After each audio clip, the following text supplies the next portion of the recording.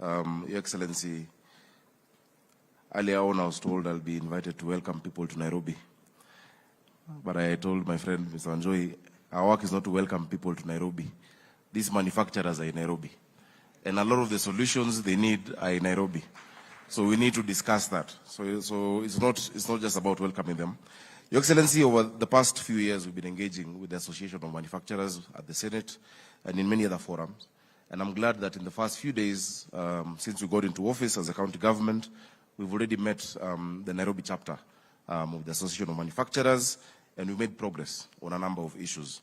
Number one, Your Excellency, we are determined to make Nairobi the manufacturing hub of East and Central Africa, and eventually Africa. That we are determined to do it, and we'll work. And that's why I'm asking the companies to come and tell us, what do you need from us? What we've agreed, Your Excellency, number one, is on the issue of a unified business permit. There are too many licenses being paid. As of now, we are 70% in the process of actually reducing it to one license for Nairobi County. But I'll prevail upon you and my friend Moses Kuria that you also reduce the ones from national government. Because manufacturers and SMEs are spending more time complying than doing their work. So today you're paying this license, kesho there's another license, the next day another license, and those avenues for rent seeking. So the county government of Nairobi, everything that we ask for will only be one license in the next few months. We have made progress. We are willing, Your Excellency, to also collect the national ones on your behalf. You have MCSK, you have PRISC, you have CAMP, you have so many others. We put them in one pot and then distribute. Let the business people focus on doing business, not on complying, Your Excellency. Secondly, I understand the issue of multiple assessing from county to county on advertising. If you're driving a truck from here to Mombasa, it's a discussion that we're having at the COG. We need to get a creative way of sorting it out, because I realize there's no governor who's willing to let go of their, revenue-raising capacity. But still, we need to have, a way that doesn't hurt the businesses. Ideally, we would ask you to register in a county and pay that county. And of course, that county would be Nairobi. The other governors will not be willing to do that. But we'd like to hear your ideas on how we ensure that counties still get the revenue without stifling businesses. Our work is not to stifle businesses or to stifle manufacturing, but actually to promote manufacturing. Your Excellency, additionally, we had a lot of complaints on those in building and construction, on the system that had been there previously. On NPDMS, I'm glad to note, and I'm very happy Mr. Mburu is here. Our teams, both at the Nairobi County Government and the KRA, have been burning the midnight oil for the last 3-4 weeks. Next week, we'll be launching a new Nairobi plan, where in that platform, all of the complaints that have been there from the building industry, Your Excellency, have been catered for. Professionals in the building and built environment sector can track developments from the time you upload an approval to the time it comes out. There must be predictability. Nikhila said you need certainty so that you know where your approval is at whichever stage of the process. Your Excellency, we're also going to launch next week our new revamped revenue system for Nairobi. We call it Nairobi Pay, which addresses all of these issues. And I want to urge the manufacturers here, please, lipeni ushuru. We will serve you. Already for those in the industrial area, I am doing 39 roads. We're doing 39 roads for you. Linus forgot to mention I did for him. He's in Kasarani before I was governor. We will give you the environment to do your work. But we need you to also support us to be able to serve you better. So we hope that it will be more efficient. There's no payment that will be received in Nairobi after next week in cash. We are digitizing all our revenue streams. If anybody asks for payment in cash, just know it is not Nairobi County. Everything will be digitized. And we know what has been happening in part of the city, Westlands, in the CBD, and in the industrial area. Your Excellency, additionally, a lot of the issues that our manufacturers have is water. The cost of water and the reliability of our water system. We all know we have a shortage. We need 850 million liters per day. We get 525. Your Excellency, through the national government and Happy Water, we expect 140 million liters to come in soon. But there's a challenge with the NLC because of the way leaves. So we ask that you intervene so that it can come faster, so for us to be able to serve our industries and also for us to be able to recycle. But we will also now come to you, because we've said we need a city of order and dignity. But we cannot have that dignity when many of our manufacturers are the ones who are polluting our rivers. It is yourselves who are polluting and engaging in illegal dumping. Once we provide and we're designating those zones, we will have to agree on what to do. Your Excellency, in your inaugural speech, you spoke about a Nairobi Rivers Commission. 70% of the effluent that goes into that river is industries and sewerage. We will sort out the sewerage system, but the industries need to be able to sort out their effluent coming out of them. Your Excellency, additionally, as I just going to conclude, I think we need to, and I'm glad the young man who spoke just before me, talking about technology. We need to really radically ask ourselves questions about manufacturing and about where we're going. As a country, we cannot do the same thing and expect a different result, Your Excellency. Your Excellency, agriculture is great, and I'm glad I had my friend from Unga Group saying he's producing for us each a gunia. But your CS nominee for Treasury will tell you that in as much as you're getting 24% contribution to GDP, the contribution to national revenue is less than 3%. That gap is a value chain gap, which must be sorted out, Your Excellency. Your Excellency, China in 1952, 83% of people in China were employed in agriculture. In 1977, it went out 77%. In 2012, it's 33% because of industrialization. It doesn't mean you're killing agriculture, but you're creating value to where we create jobs. And that is why we also need to, radically, and I'm glad your CS for Trade is a free thinker. Yeah, is a free thinker. As we discuss the Hustler Fund, which is important, I would ask that we do a balance. That yes, if I give a kiosk $1 million shillings more, will they hire more people or add more stock? But if I use that money to guarantee investment in rapidly scalable tech startups, that then, for instance, Twiga in 3 years was able to hire 700 people, where is there potential for creating jobs? So yes, we must sustain that, and we must give them mboga, we must give the mom and dad shops, but we need rapidly scalable startups that then are able to hire more people. Your Excellency, in the Senate, I sponsored and passed a startup bill where we are providing that government guarantees and de-risks investments, because we can't afford to put money into those startups. But there are angel investors out there who are willing to come and put money if there's a climate where there's de-risking of those small groups. The innovation in Nairobi is amazing. This is the Silicon Savannah. But we just need to provide that framework where we just de-risk these startups, that if somebody's investment at whatever first series or whatever point, if something happens, then they can recoup 30%, 20%, and that is how we'll address the issue of jobs. So we cannot just focus on the one two shops. Your Excellency, please, we'll need support legislatively. We're doing that in the city. Finally, Your Excellency, I just want to thank you for the support that you've given us so far in being able to sort out the issues of the Nairobi Pay, Nairobi Plan, what we've discussed together with you that we'll be launching. We ask that you also support us in pushing the prompt payment bill, which we had left in the Senate. Many of these people have money owed in government. I inherited a pending bill of 99 billion in Nairobi County, with NMS having 16 billion. If we don't pay them, we can't create those jobs. I want to guarantee manufacturers, Nairobi is going to be the economic hub of this continent. Please don't move out of Nairobi. Stay in Nairobi, and we will make Nairobi work together. Thank you very much, Your Excellency. Thank you very much, Governor. And now Cabinet Secretary Betty Baina will invite Your Excellency. Madam CS.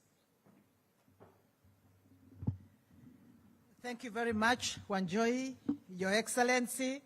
Thank you so much for spending this morning listening to the manufacturers and sharing their vision about things that can happen. We know your time is tight, and we are very, very acutely aware it is tight. So let me just thank you and invite you to speak to them at this moment. And thank you, Moses, for organizing this event.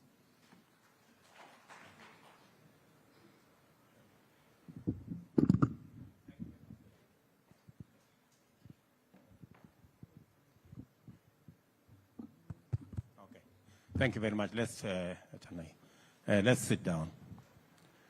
Good morning. Good morning, everybody. I do not have anything to add to this conversation. I am thrilled by what I have had here. For once, we are having a different conversation. We are not having a conversation how difficult things are, the challenges, the problems, the hurdles, and all that. We are having a conversation about opportunity.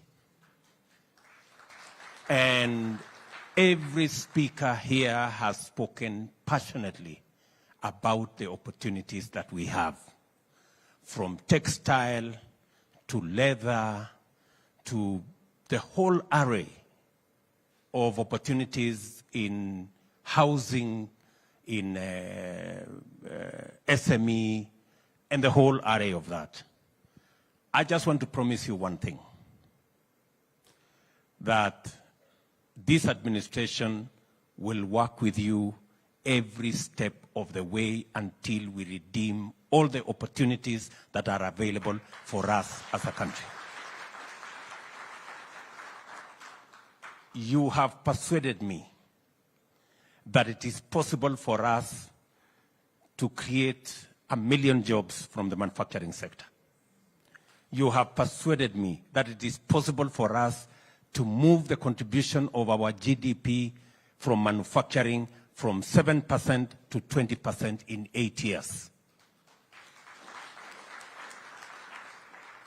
So all that is standing between us and 20% contribution from manufacturing and 1 million jobs, and all the opportunities that you have ably elaborated this morning, is continuous engagement, continuous consultation, working together, and everybody realizing that nobody has the monopoly of good ideas, sharing those ideas, and making sure that we move together as a country. I promise you, ladies and gentlemen, that I will be available, my administration will be available, the CS, Moses Kuria and his team will be available, our CS for Treasury will be available, so that we can actualize all these opportunities together.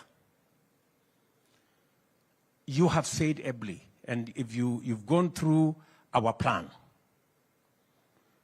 from the whole array, from, for example, leather. We've had this conversation about leather. There is absolutely no reason why today we should not be a champion in the whole leather products space, because we are slaughtering 3 million livestock every year. We have the 3rd largest herd in this continent. Yet, we are importing 110 billion worth of leather products into Kenya.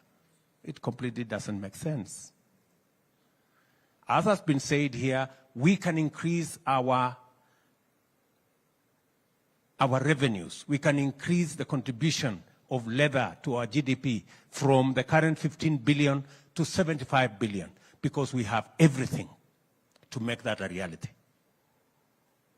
I want to promise you that we are very clear about what we want to do in the leather space.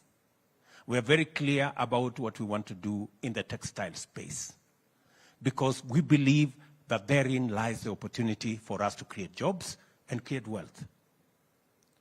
And therefore, this conversation this morning is a very important conversation to me and to every Kenyan that is listening to us. You have said yourselves very ably, we have 16 million kids in school. They need a pair of shoes every year. We have, we only produce 4 million pairs of shoes. Never mind all the leather products that would come with it. And we have the raw material right here. The raw material is rotting, and yet we are importing leather products, shoes, using other people's hides and skin when ours is going to waste. It doesn't require any genius. You know, There is nothing for us to have a conversation about. We just need to connect our raw materials to the market, jobs in between, money in between, and all of us will be doing well. So it is my intention that this great potential that we've always had, the great opportunity that we have always had, we must make it a reality in the next couple of years. And I am prepared, I am willing to work with you in that space. All the paperwork has been done. All the plans have been documented. All we need to do is to plug and play. Make sure we bring this to a reality. And ladies and gentlemen, I am here, lock, stock, and barrel to work with you so that we can actualize those opportunities. The leather space, the cotton value chain is a big value chain that can give us all the jobs we need. We just heard here, we have a market already negotiated by policymakers. $150 billion or $300 billion market. We are only doing $500 million on textile. We have the biggest resources around Kenya. We have the Dongo Kundu Special Economic Zone, which is going to be a huge plan for us. We have the Naivasha Industrial Zone, which is going to be another big investment opportunity for us as an administration, so that we can leverage on the steam that we have for free. We can leverage on the energy at a lower cost, and we can build the whole ecosystem that will aggregate what we are producing. Listening to the small producers that I listen to outside here, and listening to Tesh, it speaks to the power of aggregation. How do we make sure that every small producer and every small manufacturer and everybody who is adding some value to some product is aggregated and made possible for them to access the markets? I just want to ask industry, the captains of industry sitting here. Ladies and gentlemen, there is absolutely no reason why we are selling our tea unprocessed 95% in a space where we have the biggest competitive advantage. I want to promise you that whatever government is supposed to do, I have already had a conversation with our tea marketers, and I have told them that if it is required of me to invest in a common user facility so that we can add value to our tea, the government of Kenya is going to invest in a common user facility. It is not going to be possible and practical for us to continue to export our tea unprocessed. 95% of it, we are getting 120 billion now. We can get 300-400 billion shillings by merely adding value, period. The farmers are already working too hard to produce the tea. Who is failing our farmers? Our manufacturers. You guys. You're failing our farmers. Our farmers are producing all the tea. The third largest producer in the world. On half an acre, on 1 acre, on 2 acres. What we are doing, we are failing them because we are not adding value to what they are producing. We are continuing to sell our tea in the auction. We are getting peanuts for it, and many other people who do not have a single push, who do not have a single bush of tea, are making more money than us. Good people, our manufacturers, give us the value of our tea. You are the people who is standing between us and money. True? Our farmers are working so hard with close to 30 million units of hard. of livestock. They have 3 million hides and skins every year. It's being eaten by dogs, it's rotting, it's being buried in some places. When I went round Kenya with our economic fora, this was the issue everywhere. Mandera, Wajir, Tana River, the whole of that space, Kajiado. Farmers were asking us, we are livestock keepers were asking us, what are we going to do with our skin? Who is this group of people standing between us and the value that we can get from our skins and hides? You people. You are the people standing between us and 75 billion of product that we can sell. And we have a ready market, starting from our own children in school. Even the local market in Kenya alone, we are importing 12, 15 million pairs of shoes alone every year.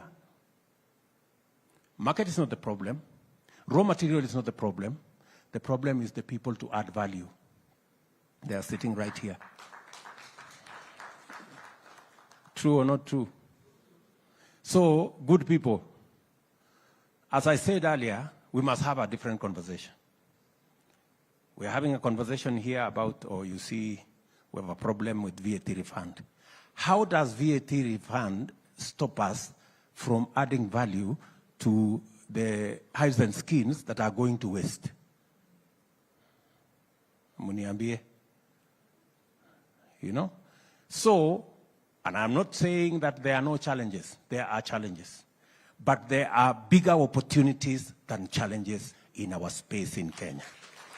Let us focus. Let us focus more in the opportunities that exist and less in the challenges that we have. We can overcome the challenges by leveraging on the huge opportunity that we have. We have a huge market in EAC, in Africa Continental Free Trade Area. We now have the market infrastructure for us to take over the market in our continent. The reason why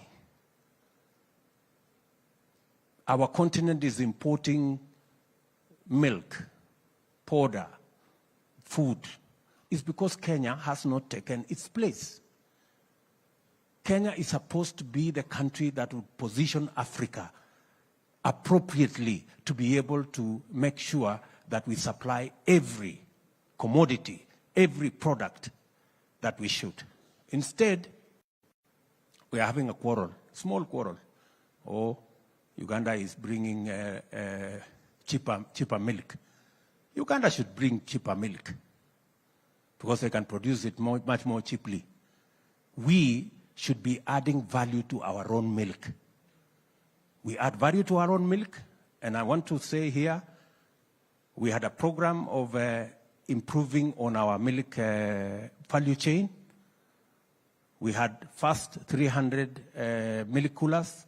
That product was sabotaged. That program was sabotaged because of interest. But I have gone back to that product. We are going to have another 660 milk coolers. We are going to add value to our milk. What we should be doing is our milk from our farmers.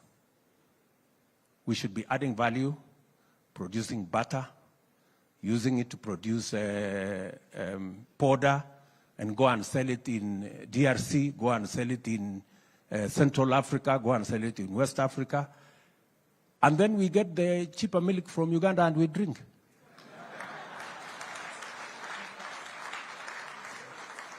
Sindio? Yeah. Instead of having a quarrel with Uganda, why are we having a quarrel with Uganda? We are having a quarrel with Uganda because we have refused to take our rightful place in our continent. We should have made more steps and allow Uganda to come and occupy the next place as we move ahead. Are we together, good people? So we must have a different conversation. And I am happy that Moses is here. I have confidence in what Moses can do. I know he has a good brain. And working with you guys, yeah. This Moses Kuria, forget about the noise sometimes he makes. I promise you, he has a good brain. So we're going to work together in this space. And I want to give you, you know very well that I am not a lazy person. Yeah?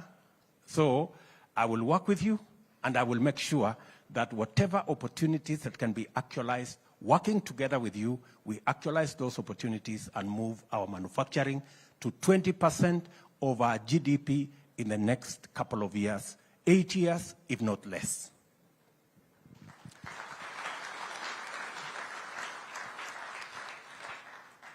Access to credit is a big component of our plan.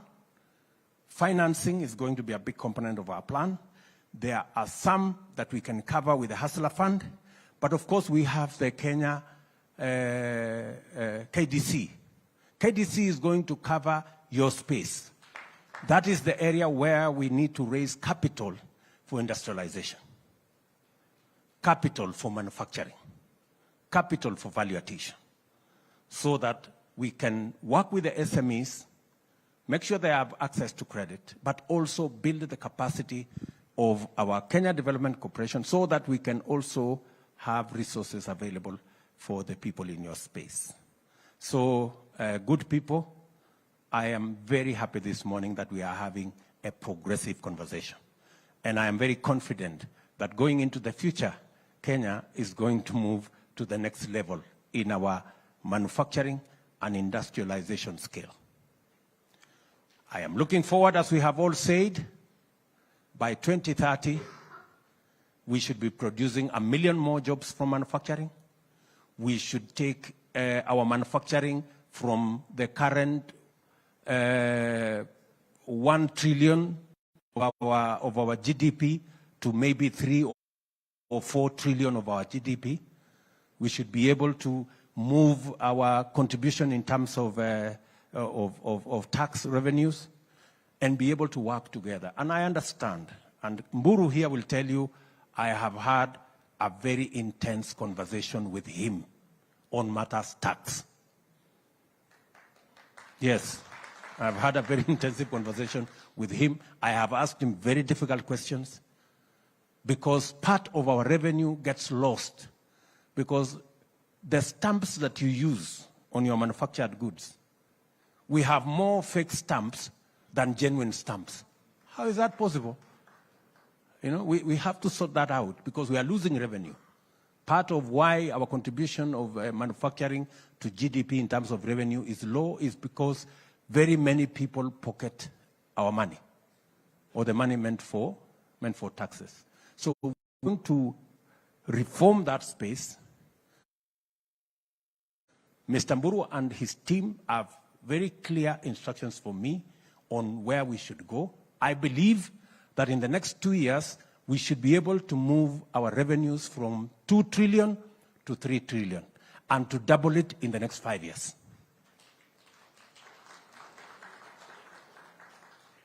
Many people may not like that story because it means we are all paying taxes. But I'm sorry, we must all pay taxes. And I will lead the way by paying taxes. There will be no exemptions for people who are politically connected. There will be no exemptions for nobody. It's going to be the same yardstick for everybody. Are we together? That's the direction we are going to go. And I want to promise you, good people, that we will also make our tax regime predictable. I agree with you. I agree with you. Investments in manufacturing are long-term investments. You need a predictable tax regime so that you can know how your investments are going to look like. I agree with our good brother who said we need to reform our income tax, our income tax law, so that again we make it up to date. There are too many patches of it. Nobody knows how it looked like in the first place. So I agree with you that we need to do some work around that space. But as I work hard with our legislators to be able to improve that space, please make the opportunities that we have in this manufacturing space a reality for our country. It's good for your businesses. It's good for our agenda of job creation. It's good for our agenda of export-led growth, and it's good for everybody. So let me leave it there. I'm sorry. I really should have given more time to this meeting. I did not, I underestimated what we were coming to do here, but I promise that the next time I will give you more time because you are speaking the language of taking Kenya to the future. Asanteni sana, and I know there is a small function here to award some people. I hope we can do that in 2-3 minutes so that you can allow me to be engaged somewhere else. Asanteni sana, and God bless you.